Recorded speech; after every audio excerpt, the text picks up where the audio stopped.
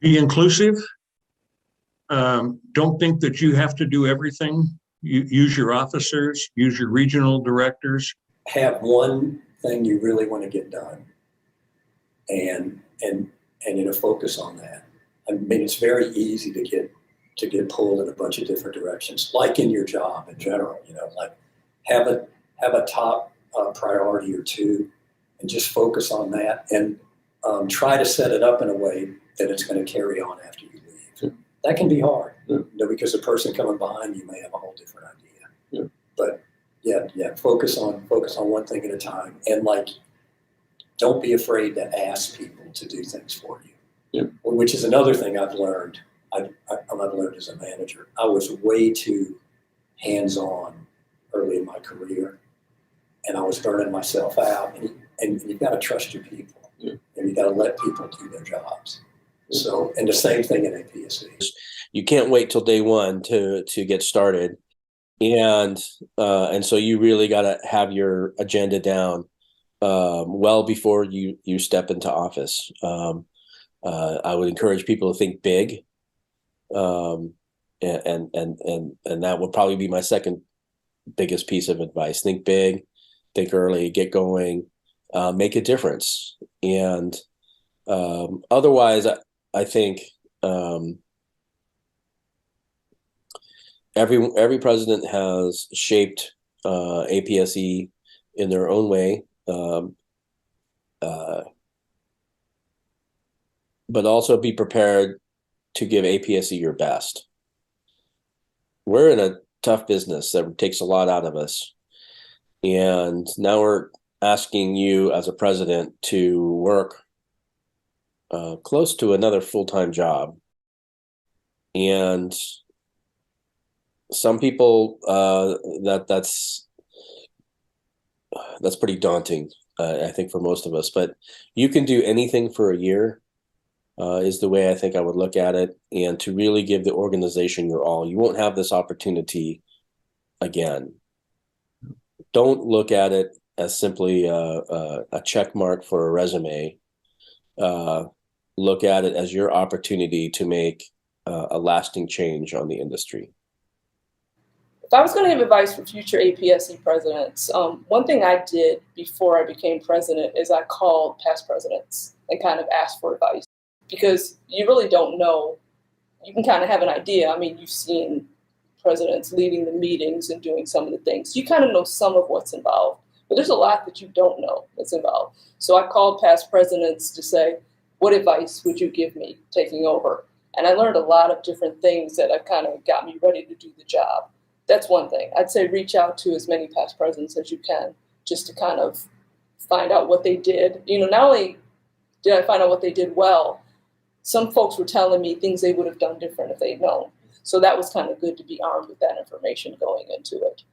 I'd also recommend that presidents set a few attainable goals that you can do. When you're APSE president, you want to do everything and change everything, and that year goes by like that. It really does.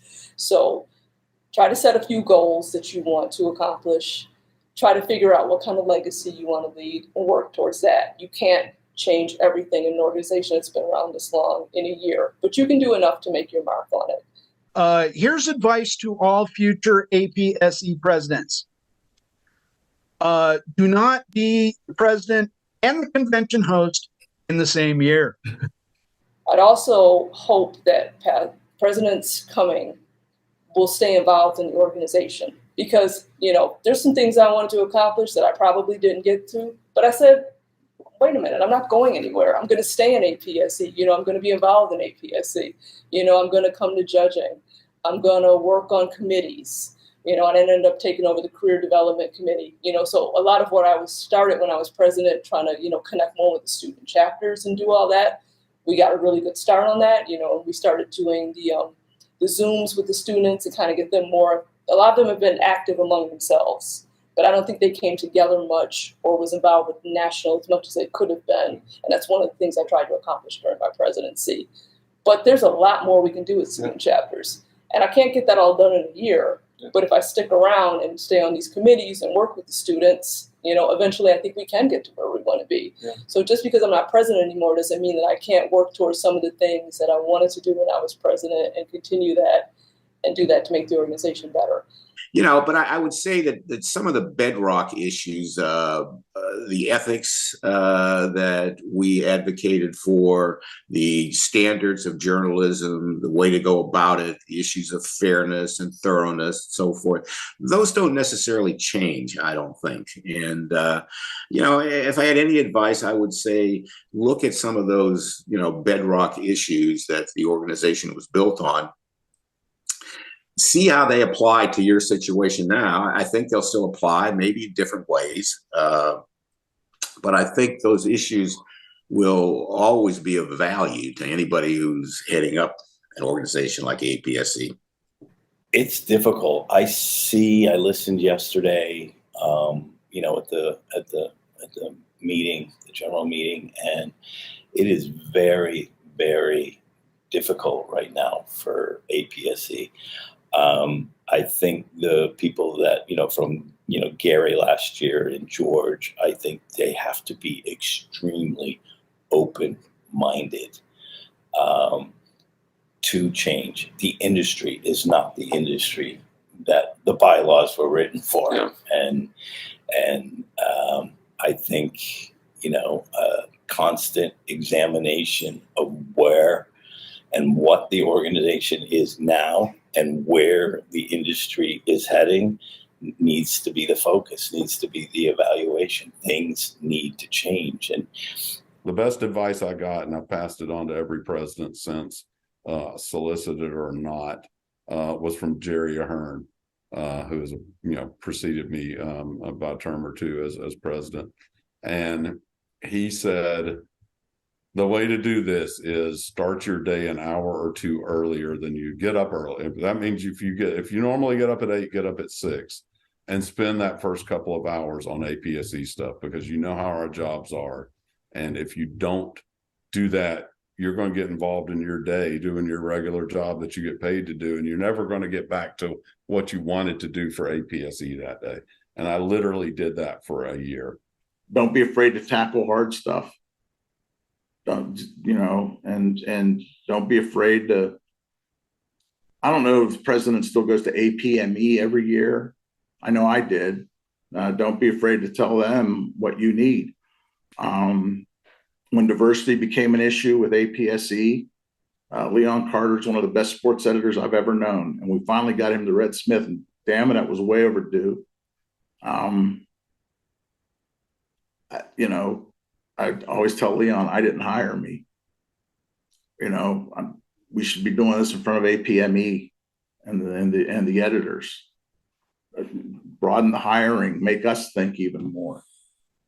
Sometimes you got to be, how do we think and why do we do what we do? So presidents should be listening to everyone as much as they can, because they have a job too, but use the team. Make them become your eyes and ears. Like, talk to them. Send, not to sit and literally talk to them. Send them an email. Say, I want some feedback on this. It's just good to try to know. I wish I'd done more of that. That's why I can say that. I like it when people reach out to me.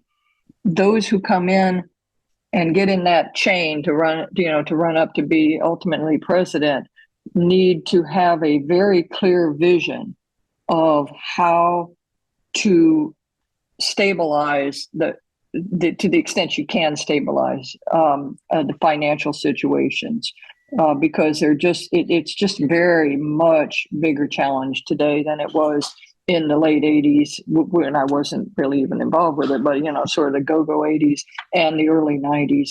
I mean, it's just much more challenging. So keep your standards, keep your credibility, think through every issue, but don't be afraid of change. And APSE is an example, I think, of organizations not being afraid of change over the years. I think the profession that we all love, which is sports journalism, and not only faces some of its biggest challenges right now, but it also faces some of its biggest opportunities.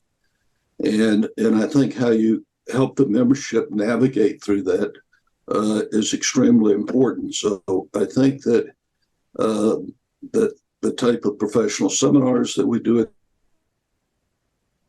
essential to people understand what the issues are and to people building their professional expertise to navigate what we're dealing with now. Being able to be part of the planning of the conventions was some of the most fun things that you could do. And particularly, I always enjoyed the sessions where we plan the content, right? And being able, we have some spirited debates over what should be part of that content, because we're really trying to evolve and be relevant and give something meaningful. And if you think about it in the context of their organization and what was happening then, and still probably true to this day, a lot of us were having to come out of pocket for this. Our organizations were not supporting, going to events like conferences or judging in the same way that they once did. Or if they were, we really needed to justify it by bringing things back of value that would actually show up in our newsroom. And we were very aware of that in our planning, that, this wasn't just going to be a time to gather and, meet up in a hospitality room and small talk. We were there to bring some value back to our newsroom and to our staff, and that was a big part of our thinking. I think that every president has their own era to deal with. Everything sort of passes forward, and then there's always new things that crop up. I think the main thing is to have a couple of big ideas, at least big to yourself as a leader, and say, these are things that, even though other things will come up and I'll have to deal with a lot of different things, a lot of decisions, a lot of questions, a lot of organizing, a lot of planning, a lot of writing, all those things that you do as president, I think that you always have to keep your eye on the fact that there are a couple things you never want to let slip away. One of the suggestions I would have for future presidents would be to have one or two agenda items that they want to accomplish, because the year when you're president goes by really quickly, and I think there's a tendency for everybody to just breathe a sigh of relief in mid-June or mid-July when the conference is over and go, whew, wow. And then the next thing you know, we're planning for the winter judging conference, and it's like, oh wow, I've got to start getting some things done. So what I would say is to have one or two agenda items and hit the ground running. Take a couple of weeks off, but then whatever you want to accomplish, get going, regardless what it is. I would say stay committed to the organization and separate out your job from the demands of that job, because those are two different things and you have to compartmentalize.